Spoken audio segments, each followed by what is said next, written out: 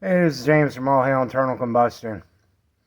On today's episode of Oh What the Hell, Junior had to drive home like 5 miles on a completely ruined wheel bearing. And this is what we got, so we're going to have to get it up, put it on jacks, figure out what went wrong. We're going to be needing a new rotor there. Probably going to need a new spindle. And some random other bits, bearings, races, all that happy crap. Yay. Fun. You did do pads in this thing. Not a good sign. What? Inner and outer are gone. Oh. Well, the inner probably blew because the outer's gone.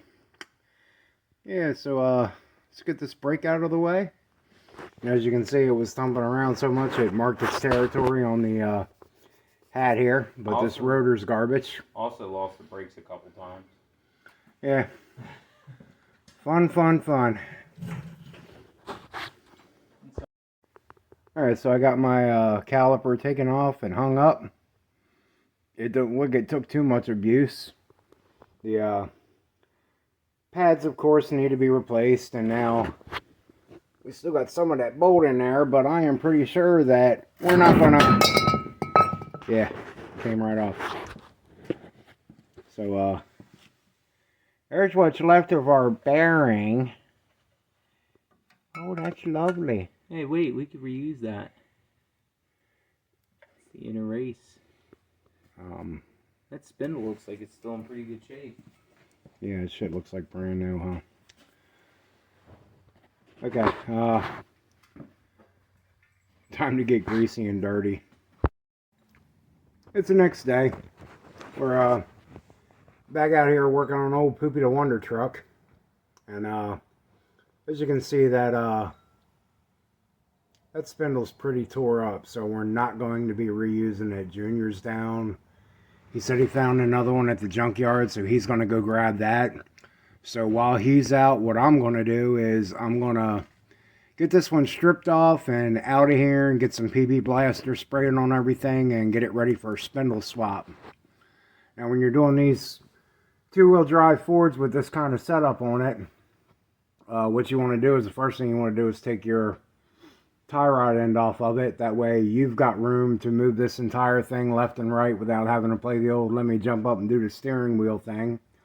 I've already got the cotter pin removed, so all we got to do is take this nut and run it back off. We're not going to take it all the way off because we don't want this thing just to drop out of here. And I'll probably give it a whack with a hammer. And if it doesn't come out easily, I'll go over and grab the ball joint separator. But let's see how this goes.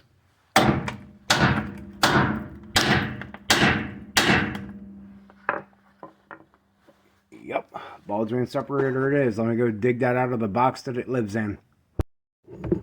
Ended up not needing to get the ball joint separator.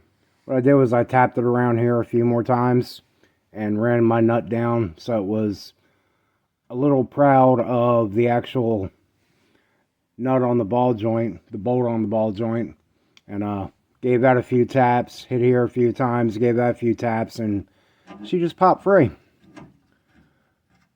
What you don't want to do is just beat directly on the top of this thing because you will mushroom it out. Then you won't get your castle nut on or off. So we can go ahead and drop that on out of the way. Put the nut back on it so we don't lose it. Now I'm going to go ahead and see if the wrenches that I've got over here with me right now will fit these bolts. Nope. Let me go grab more tools. Yay.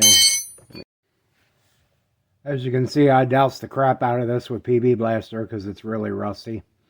I've seen worse, but it's still rusty. Upper bolt here was 15 on the bolt, 18 on the nut. Down there, that's a 28. Not a lot of people got 28s. Luckily, I had a 28, or I would have been in there with a adjustable wrench or something. And got this loose. got that one loose. We're not reusing this spindle again, so I beat on the nut here. Tapped on this a few times, tapped on that a few times, hit on the spindle a couple times. It dropped out. If you're planning on reusing your ball joints and such, you can use a pickle fork in there, but you're going to destroy your boot, so you're going to need to get a new boot for it. But now I'm going to go ahead and take the nut off of it and go ahead and drop this entire assembly out of the way and get it ready. And I'm also going to pull this upper cap here. This is what you adjust your, I guess it would be caster and camber with right here. You spin that and it actually moves your upper ball joint in and out. So I'm going to clean that up so we have easy adjustment on it. I will mark it first just so I know exactly where it came out of, so I can pop it back in the same place, because we didn't have a problem with the alignment on this truck. It was starting to eat the tire on this side, obviously, because the bearings went out. So let me get this big heavy thing out of the way and we'll move on. Now on this alignment bushing, it looks to be a factory piece because it's got a locating tang here. Even though I did put 2 chisel strikes on the side of this because I wasn't sure what that was attached to. But I just got underneath the edge of it with a big flat-headed screwdriver and gave it a couple taps. And it ended up slipping right out until I slid it right back in there again. But there we go. Alright, so that's out. And I'm going to clean this piece up because we are going to be reusing it. And I'll come in here real quick with a wire brush and clean up the other surfaces that is in this general area. And like, to be honest with y'all, this truck is kind of on its last legs. It's got a rod knock at startup. It's got a rod knock at load. It's got a transmission that most of the synchronizers are blown in. Doesn't want to go into gear. This thing had the living crap beat out of it. We've already put a rear into it. We put new brakes in the back. We put a new clutch into it. We put a new master and slave cylinder into it. And we've just had to do a bunch of work just to basically keep this thing running. It's kind of at the end of its life, and it's going to be basically used to haul crap around once Junior gets a new truck for work. So we're just putting this thing back together, and with its limited use, the owner is kind of like, it's starting to turn into a really nasty money pit. So we're going to make sure it's safe.